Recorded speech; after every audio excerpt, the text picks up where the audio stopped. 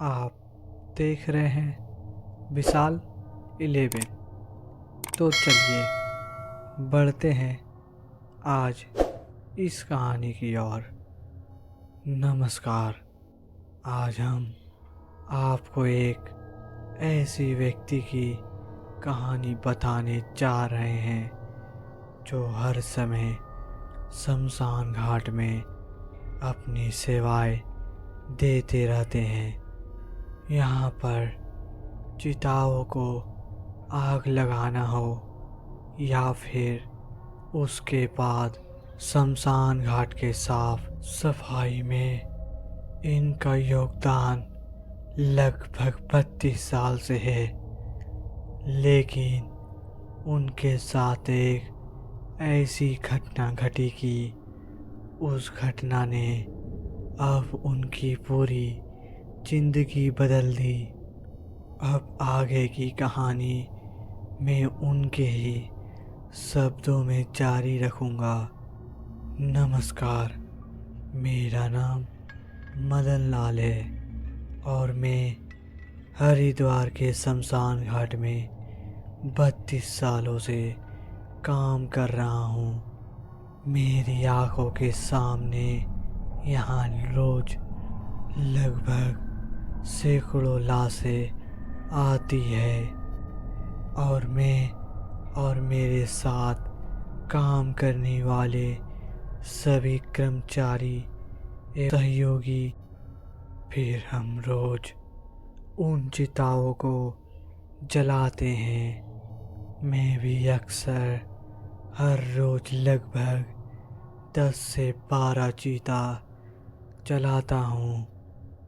पर मेरे साथ एक दिन कुछ ऐसा हुआ कि मैं आज उस दिन को याद करके सहम जाता हूँ।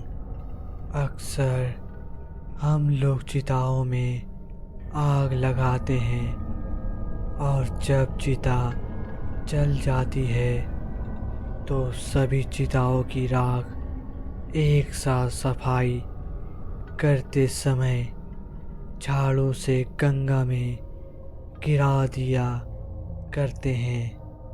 पर एक दिन शमशान घाट में एक डेड बॉडी को लेकर उसके परिजन आए। मैंने और मेरे साथी समीर ने उसके परिजनों को कहा, लकड़ी ले आओ और लाश को गंगा जल से नहलाकर इधर रख दो। उस डेड बॉडी के सभी परिजन लकड़ी लेने गए हुए थे। बस उनके साथ एक ही व्यक्ति उस लाश के साथ था। बात ही बात में मैंने उससे पूछा, यह किसकी बॉडी है? उसके साथ में जो व्यक्ति था उसने कहा, यह मेरी मौसी है। वह व्यक्ति अपनी बात जारी रखते हुए कहने लगा, इनकी शादी को अभी 1 साल भी नहीं हुआ था। मैंने पूछा कि अचानक कुछ तबीयत खराब थी क्या? उस व्यक्ति ने कहा, नहीं, मौसी बिल्कुल ठीक थी। कल रात अचानक ही उनकी मृत्यु हो गई। पता नहीं क्या हुआ। हमारे लिए कोई बड़ी बात नहीं थी। ऐसे दिन भर में सैकड़ों लोग आते हैं। तब तक उस लाश के परिजन लकड़ियाँ लेकर आ गए। उसके बाद हम देह संस्कार का कार्यक्रम शुरू कर रहे थे। मैं और समीर चिता के लिए लकड़ियाँ बिछा रहे थे। उस महिला की ज़्यादा उम्र तो रही नहीं होगी, इसलिए पतले दुबले शरीर की थी और वजन भी बहुत कम था और लकड़ियाँ भी कम लगानी पड़ रही थी। हम लोगों ने लकड़ियाँ बिछाई और उनके परिजनों को कहा, तुम इस लाश को अब चिता पर लेटा दो। उन लोगों ने वैसा ही किया। 4-5 लोगों ने उठाकर लाश चिता पर रखी। तभी ऊपर से थोड़ा कपड़ा मुंह के पास से उड़ गया तो मेरी नज़र उस डेड बॉडी पर पड़ी और मैं देखता ही रह गया, क्योंकि उस महिला की आंखें ऐसा लग रहा था खुल रही है और बंद हो रही है, मानो ऐसा लग रहा था कि आंखें लब लब हो रही हो और ऐसा लग रहा था कि शायद आंखों से आंसू भी निकल रहे हैं। मैं यही सोच रहा था कि ऐसा कैसे हो सकता है, क्योंकि आज तक हमने कभी ऐसा हादसा नहीं देखा था। अब उनके परिवार वाले अंतिम संस्कार करने के लिए तैयार थे और पंडित जी ने दाह संस्कार का क्रियाक्रम शुरू कर दिया था। तभी मैं समीर को थोड़ा किनारे लेकर गया और मैंने कहा, समीर, इस डेड बॉडी में जान है, क्योंकि मैंने खुद देखा है। पलकें झपक रही है और ऐसा लग रहा था कि जैसे सांसें चल रही हो। समीर ने मेरी बात सुनकर कहा, तू पागल तो नहीं हो गया? कैसी बात कर रहा है यार, मुर्दा है वह। मुर्दा में भी कभी सांसें चल सकती है क्या यार? हम रोज चिता जलाते हैं, आज तक तो ऐसा कुछ नहीं हुआ। तेरा दिमाग खराब तो नहीं है? चल जल्दी, अब उस चिता को जलाना है। मैंने उस समय तो समीर को कहा, हाँ चलो। उसके बाद में अपने आप को समझा रहा था, क्या पता यह मेरा कोई वहम हो, पर ऐसा कैसे हो सकता है?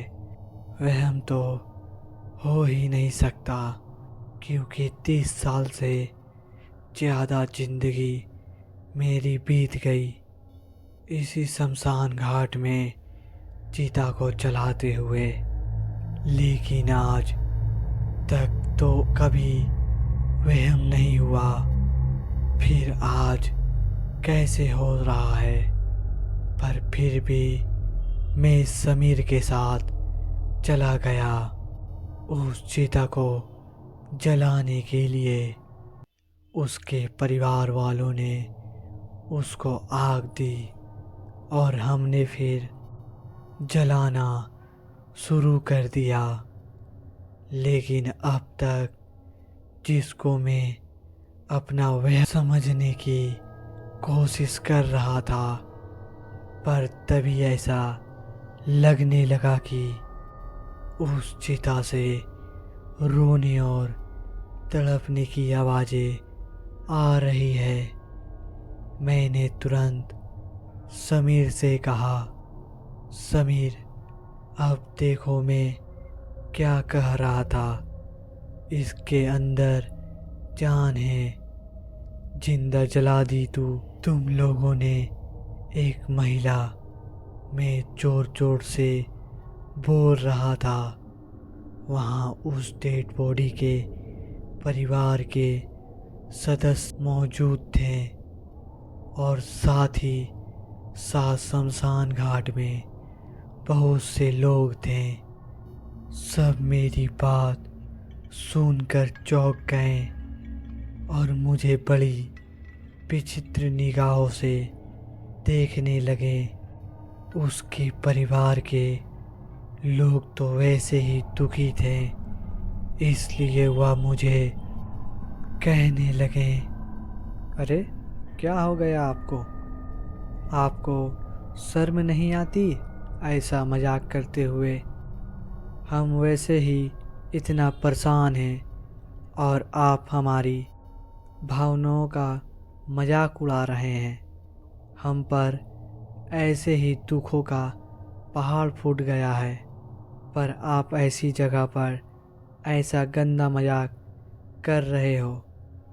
उनके परिवार के लोग मुझे पागल या नशेड़ी बता रहे थे, लेकिन सच बताऊं तो मुझे उस महिला की आवाज़ उस समय बहुत तेजी से सुनाई दे रही थी।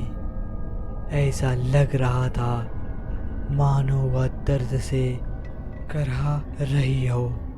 उसके बाद मेरे साथ के लोगों ने और समीर ने मुझे वहाँ से दूर कर दिया और समीर ने मुझसे आकर कहा, मदन तू पागल हो गया क्या?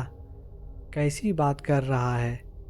हम भी तो कर ही रहे हैं काम, क्यों नहीं सुनाई दे रही है? कोई आवाज़ हमें क्यों नहीं दिखा? कि वह पलकें झुका रही थी और उसके आँख आंसू भर रहे हैं, तो तुझे ही क्यों दिखाई दी? यार तू तो शराब भी नहीं पीता, ऐसा क्या हुआ तेरे साथ?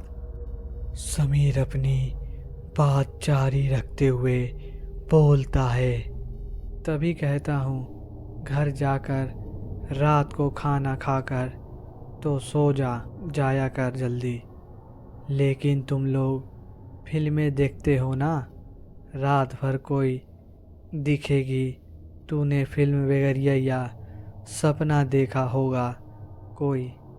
समीर की बातें सुनकर अब मेरी आंखों से आंसू आने लगे, क्योंकि 30 साल से ज़्यादा का समय हो चुका था इस शमशान घाट में।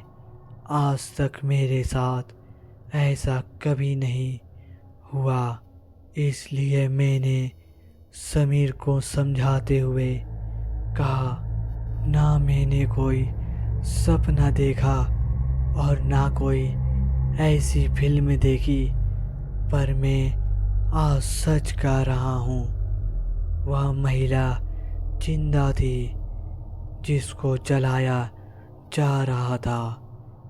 मैंने अपनी आँखों से देखा है और अपने कानों से उसकी आवाज़ सुनी थी। पर समीर ने मुझसे कहा, सच में भाई तू पागल हो गया है। मुझको लगता है तुझे आराम की ज़रूरत है। अब तू छुट्टी मांगकर गांव चले जा। अपने कुछ दिन घर वालों के साथ रहे और जब तुझे सही लगे तब तो काम पर वापस लौटना और फालतू की बातें मत कर। अगर तू चलना है चीता जलाने तो चल, क्योंकि मैं भी तेरे साथ यहाँ पर हूँ। तो चीता कौन जलाएगा? समीर की बात सुनकर मैंने कहा, समीर या चिता में नहीं जला पाऊंगा, तू जा। उसके समीर वहाँ से गया और शमशान घाट के ही एक दूसरे व्यक्ति के साथ मिलकर उसने उस चिता को जलाया। चिता जली, अंतिम संस्कार पूरा हुआ। उस डेड बॉडी के परिवार के सभी लोग गंगा स्नान करके अपने घर जा चुके थे। लगभग शाम के 7:30 बज रहे होंगे। मैं अभी भी एकांत में बैठा हुआ था, तभी मेरे पास समीर और उस चिता का अंतिम संस्कार करवा रहे पंडित जी मेरे पास आए। पंडित जी ने मुझसे कहा, हाँ भाई, अब उतर गया तेरे ऊपर उस महिला की चिता का बुखार कि नहीं? उस समय तो वहाँ पागलों जैसी बात कर रहा था। तुम इतने सालों से यहाँ चिता जलाता है, क्या आज तक कभी ऐसा हुआ है कि कोई मुर्दा चिता के अंदर से चीखने चिल्लाने लगे? वह सब लोग तेरा मजाक उड़ा रहे थे यार, फिर तुझे पागल कहना चाह रहे थे। पंडित जी की बात सुनकर मैंने कहा, मैंने तो देखा है, वह बिल्कुल सही है, क्योंकि मुझे उसकी आंखों से आंसू बहते हुए दिखे थे और मैंने देखा कि जब उसके चिता पर लिटाया जा रहा था तब उस महिला की पलकें झपक रही थी। मैं मानने को तैयार नहीं था कि वह मेरी कोई वहम है। तब पंडित जी ने मेरी बात को थोड़ा गंभीरता से ले और कहा, ना तू उस महिला को जानता है, ना तूने कभी उसे देखा, तो फिर तेरे साथ ऐसा क्यों हो सकता है? तब मैंने पंडित जी से कहा, यही तो बताना चाह रहा हूँ मैं, मुझे ही क्यों उसकी चीखने की और रोने की आवाज़ें सुनाई दी और आप में से किसी को नहीं? पंडित जी ने मुझसे कहा, फिर एक काम करना, तुम अब 15 या 20 दिन की छुट्टी लेकर अपने घर चले जाओ। तुमने काफ़ी समय से छुट्टी भी नहीं ली और लगातार काम करते रहे हो। थोड़ा आराम करना, फिर काम पर वापस आना। चलो अब जाओ, साफ सफाई करवा दो, अब टाइम ख़त्म हो गया है।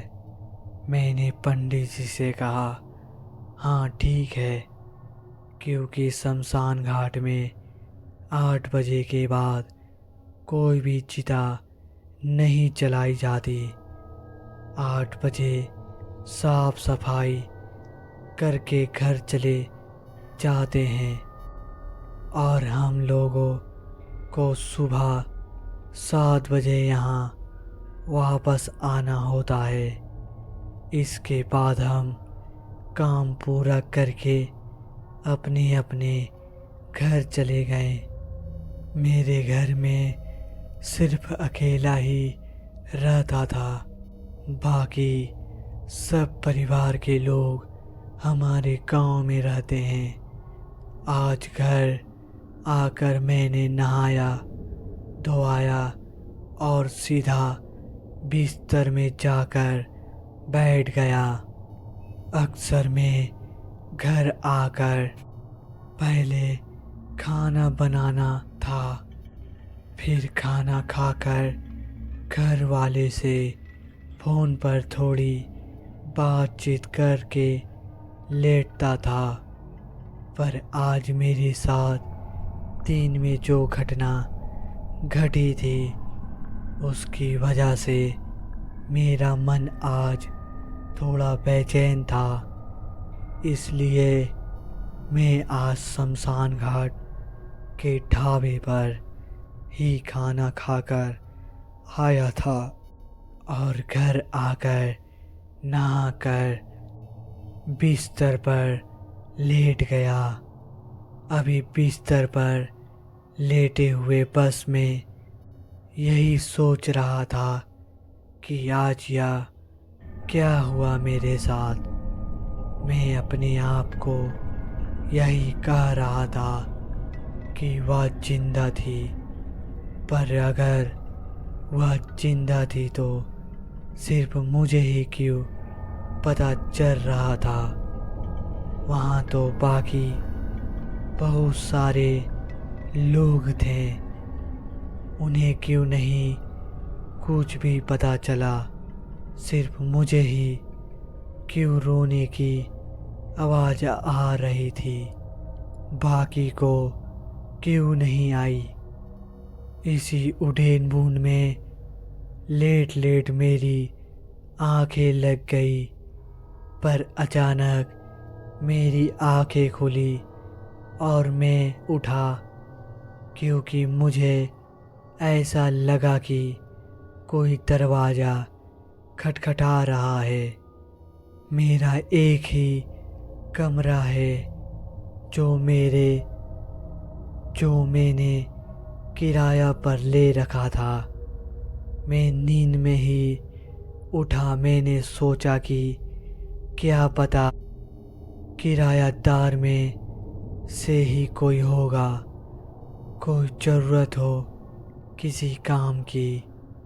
यही सब सोचते हुए मैंने दरवाज़ा खोला, लेकिन मुझे बाहर कोई नहीं दिखाई दिया। अंधेरा था। मैंने इधर उधर देखा, मुझे फिर कोई भी नज़र नहीं आया। मैंने बाहर की लाइट ऑन करी, पर कोई होता तभी तो दिखता। मुझे लगा क्या पता ऐसे ही कोई होगा जो दरवाजे को खटखटा कर चला गया होगा। मैं जैसे ही वापस अंदर जा रहा था, तब मुझे ऐसा लगा कि जैसे कोई मेरे पीछे खड़ा है। मैं तुरंत पीछे घूमा, पर पीछे कोई नहीं था। मैं दिन भर से वैसे ही परेशान था, इसलिए मैं ज़्यादा ना सोचते हुए जैसे ही दरवाज़ा बंद करा तो मुझे ऐसा लगा कि बाहर कोई चल रहा हो। किसी के पायल की आवाज़ आ रही थी। ऐसा लग रहा था कोई मेरे कमरे के दरवाजे पर ही खड़ा हो और इधर उधर टहल रहा है। पायल और चूड़ी की आवाज़ बड़ी तेज तेज से आ रही थी। मैंने तुरंत दरवाज़ा खोला और लाइट जलाई, और जैसे ही बाहर देखा, लेकिन बाहर कोई भी नहीं था। या मेरा वहम है? क्या मैंने यही सोचा? पर वह वहम कैसे हो सकता है? मैं अपने पूरे होशो आवाज़ से खड़ा हूँ। मैं यही सब सोच रहा था कि अब चाहे कोई भी हो, मुझे क्या। गुस्से में मैं अंदर आ गया और मैंने अपना दरवाज़ा बंद कर दिया। लाइट का बटन ऑफ करो और फिर जाकर अपने बिस्तर पर लेट गया।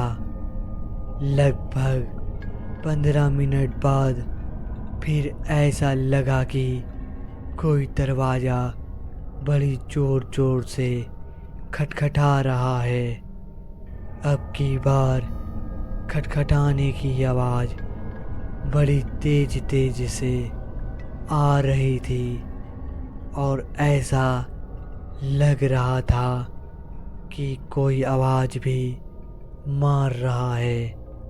आवाज़ साफ साफ समझ में तो नहीं आ रही थी, लेकिन इतना था कि वह कह रही थी, मदन दरवाज़ा खोलो, मदन, दरवाज़ा खोलो जल्दी।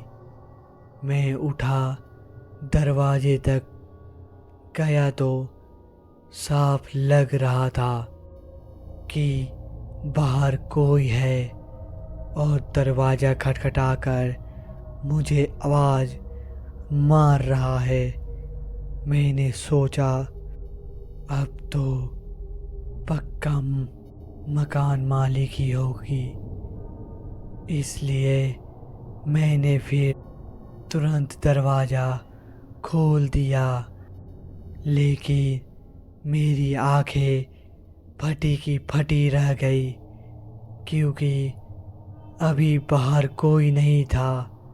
बाहर इस रात में पूरा सन्नाटा पड़ा हुआ था। लेकिन फिर भी मैंने बगल के कमरे में मकान मालिक को आवाज़ मारी और दरवाज़ा खटखटाया। उन्होंने दरवाज़ा खोला और नींद में कहा, क्या हुआ मदन?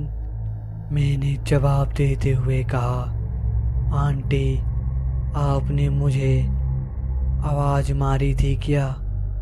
आंटी ने कहा, नहीं तो, मैं तो सो रही थी। बाकी लोग भी घर में सो रहे हैं, किसी ने नहीं बुलाया। क्यों, क्या हुआ? आंटी का जवाब सुनकर मैंने कहा, नहीं आंटी, मुझे ऐसा लगा कि किसी ने आवाज़ मारी। मुझे लगा कि कोई घर का होगा। आंटी ने फिर कहा, नहीं, ऐसा कुछ नहीं है। ऐसा बोलकर आंटी चली गई अंदर और उन्होंने अपना दरवाज़ा बंद कर लिया। मैंने कहा, हाँ, ऐसा ही होगा। क्या पता मैं अपने कमरे में आकर अपने दरवाज़ा बंद कर लिया और मैं भी फिर जाकर अपने बिस्तर में लेट गया।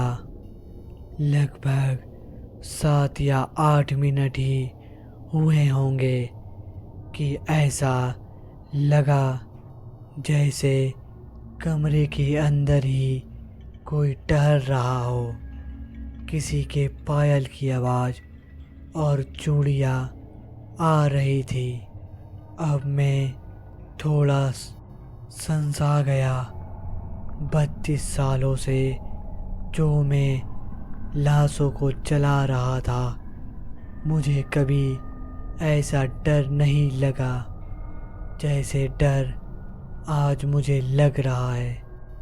मुझे ऐसा लग रहा था कि कोई महिला इस कमरे में है और इधर उधर टहल रही है। तभी मैंने मन में पाप पता नहीं क्या आया और मैंने बोलना शुरू कर दिया। मैंने कहा, कौन हो आप? ऐसा बोलने के बाद भी मुझे कोई जवाब नहीं मिला। लेकिन थोड़ी देर बाद पायल की आवाज़ और चूड़िया की आवाज़ जो थी वह सब बंद हो गई। उसके बाद मैं अपने बिस्तर पर ही लेटा हुआ था। तभी मुझे ऐसा महसूस हुआ कि कोई मेरे बिस्तर पर मेरे बगल में लेट गया हो। मैंने कंबल ओढ़ रखा था। तभी मुझे ऐसा लगा किसी ने मेरा कंबल दूसरी तरफ खींच लिया। मैं एकदम से झटके से उठा और मैंने अपना कंबल तुरंत हटाया, लेकिन पलंग पर कोई नहीं था।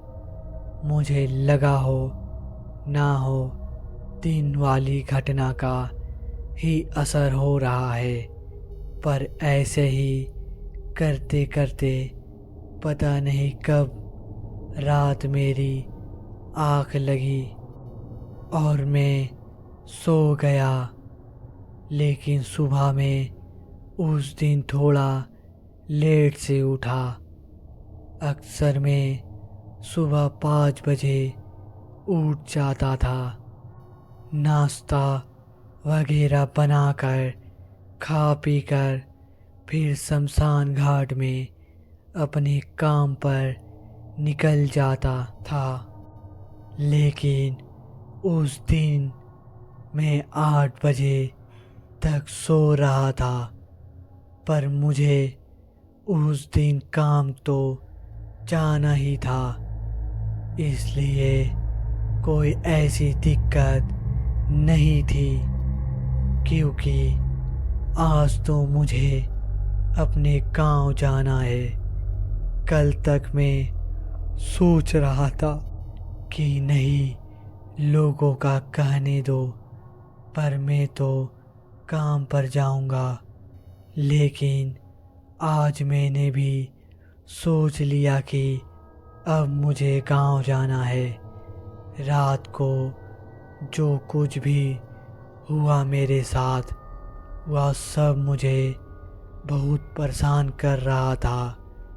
इसलिए मैंने अपना थोड़ा सामान पैक करा और आंटी को कहा, आंटी मैं गांव जा रहा हूँ। आंटी मेरी बात सुनकर हैरान थी कि अचानक मैं गांव क्यों जा रहा हूँ। इसलिए आंटी ने मुझसे कहा, मदन, घर पर सब ठीक तो है?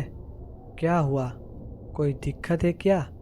मैंने आंटी को जवाब देते हुए कहा, नहीं आंटी, मैंने छुट्टी ली है और कुछ दिनों के लिए मैं अपने घर जा रहा हूँ। आंटी ने मुझसे फिर कहा, इस बार तुमने बताया नहीं, वैसे तो 1 हफ्ते पहले ही बता देते हो कि मैं जाने वाला हूँ घर। मैंने कहा, वाह आंटी, बस अचानक ही घर जाने का सोचा।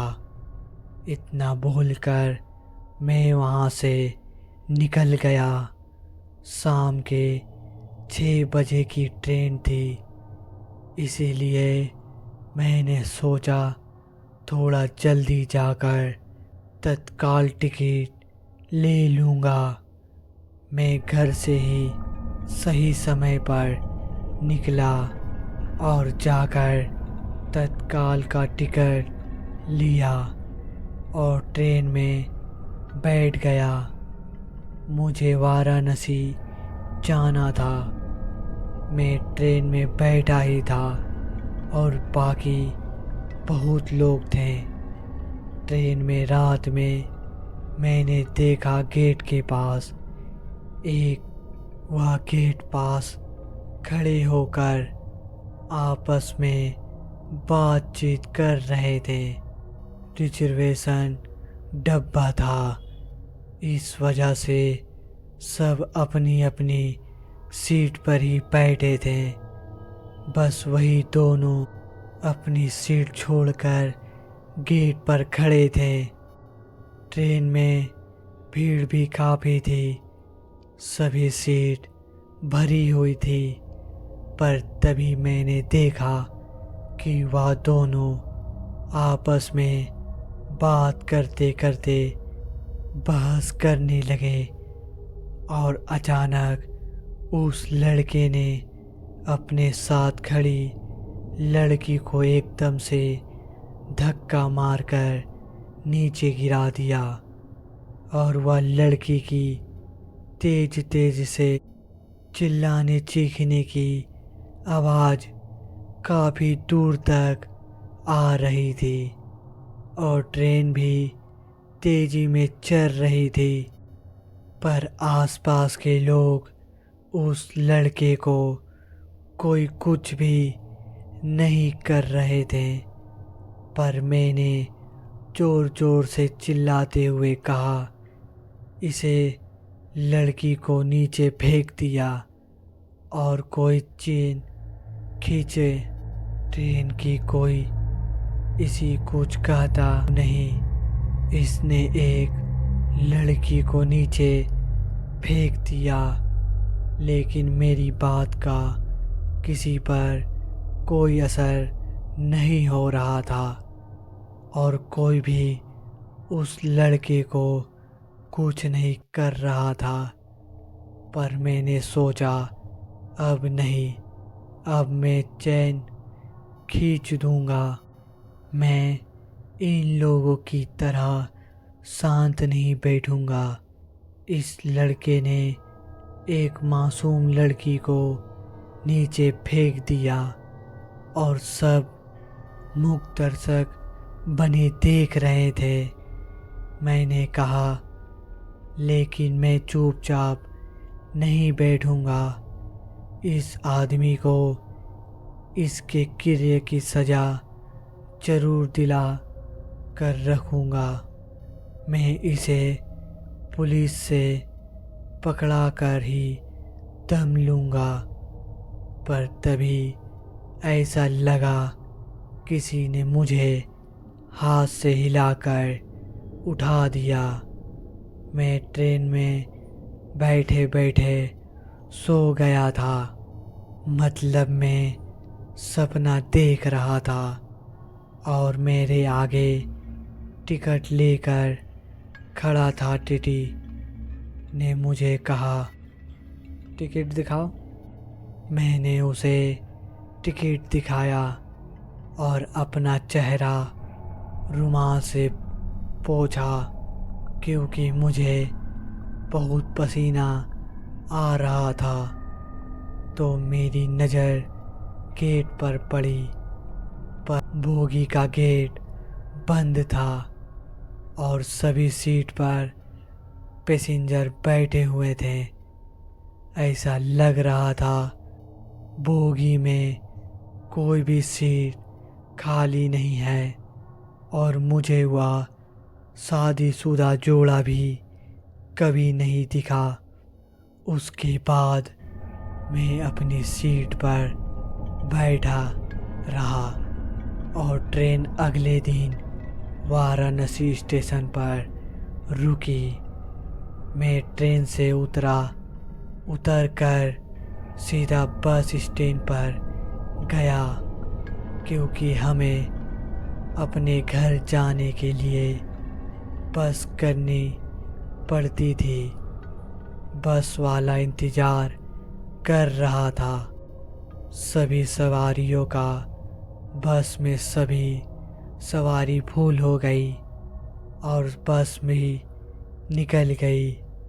अभी हम कुछ ही आगे गए होंगे, तभी मैंने देखा कि फुटपाथ पर चल रही एक साथ एक लड़का और लड़की। अचानक लड़के ने अपने साथ चल रही लड़की को धक्का दिया और वह लड़की सीधा आकर रोड पर गिरी और उस पर जिस बस में हम बैठे थे वही बस चढ़ गई और लड़की की चीखें बड़ी जोर जोर से सुनाई दे रही थी।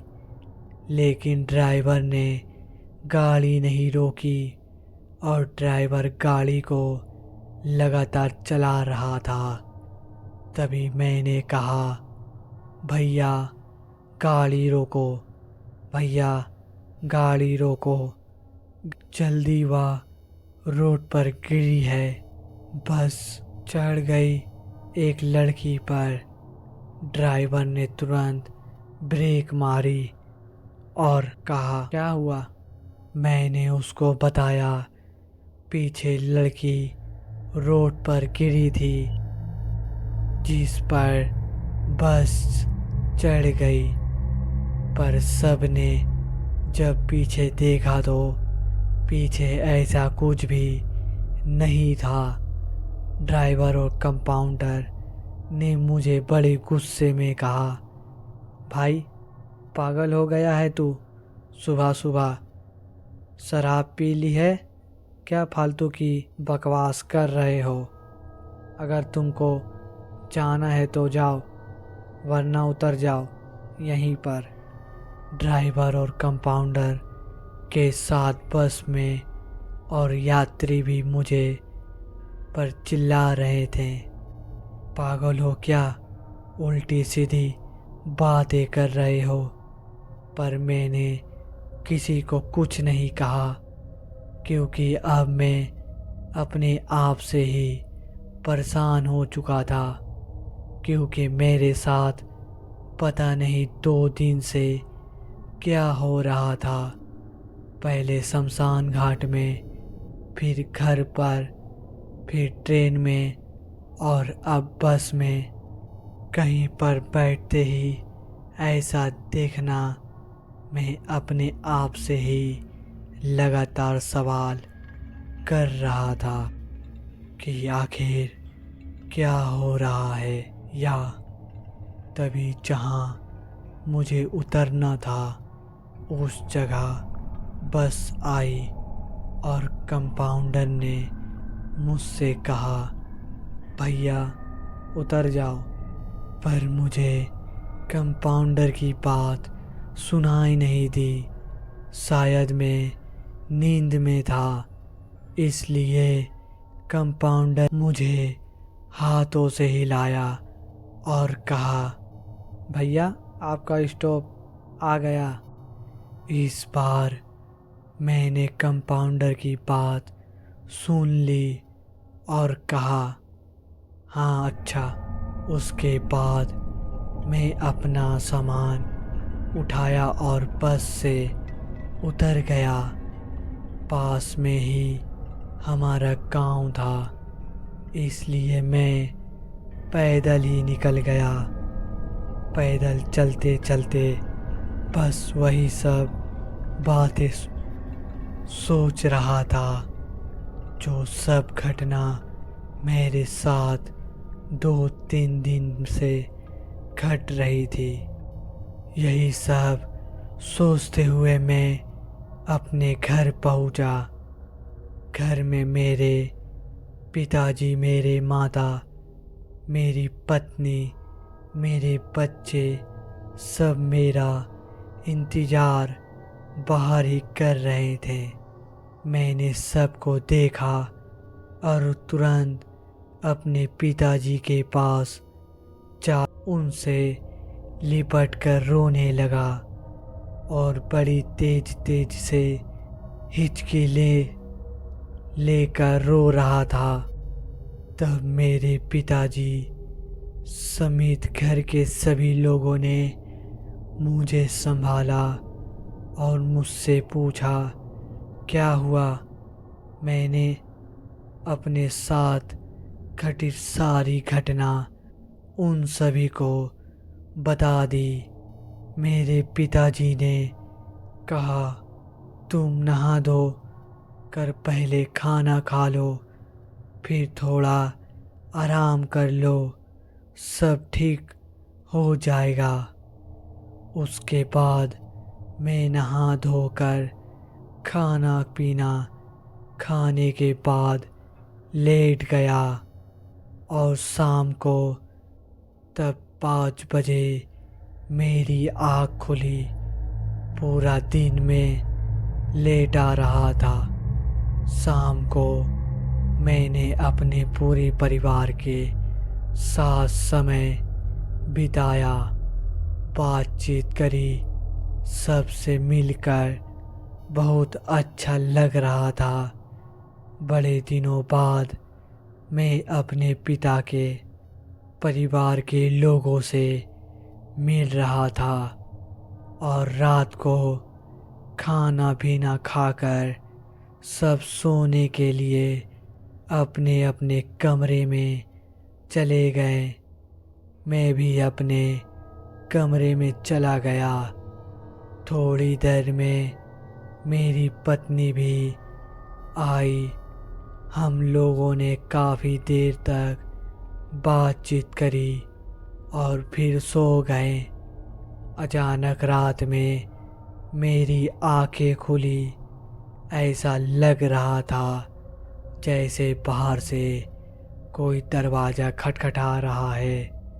मैं उठा और दरवाज़ा मैंने खोला और बाहर देखा तो मेरी पत्नी खड़ी मैंने उससे कहा, बाहर कैसे आई? तू अभी तो अंदर ही थी, मेरे साथ ही लेटी हुई थी। पर मेरी पत्नी कुछ नहीं बोली और गांव में सड़क की तरफ भागने लगी। मेरी पत्नी की पायल की आवाज़ बहुत तेज तेज से खनक रही थी। मैं भी चिल्लाता हुआ उसके पीछे पीछे भाग रहा था और मैं बोल रहा था, रुको रुको, क्या हुआ, रुको। लेकिन मेरी पत्नी चीखते चिल्लाते हुए लगातार भाग रही थी। मुझे कुछ समझ में नहीं आ रहा था कि मेरी पत्नी को आखिर क्या हुआ। मेरी पत्नी गांव में जंगल की तरफ भागने लगी और मैं भी उसके पीछे चिल्लाता हुआ तेज तेज से भाग रहा था। तभी मुझे पीछे से आवाज़ आई। मेरे पिताजी और मेरे परिवार के लोग मेरे को बुला रहे थे। वह मेरी तरफ भागते हुए आ रहे थे। मैं वहीं खड़ा होकर रोने लगा और मेरी पत्नी जंगल के अंदर जा चुकी थी। मेरे पिताजी ने तुरंत मुझे पकड़ा और कहा, मदन, क्या हुआ, क्यों भाग रहे हो तुम? मैंने कहा, मेरी पत्नी का नाम नीतू है। मैंने कहा, नीतू को पता नहीं क्या हुआ, घर से निकलकर चिल्लाते हुए भाग रही है और जंगल की तरफ भाग गई।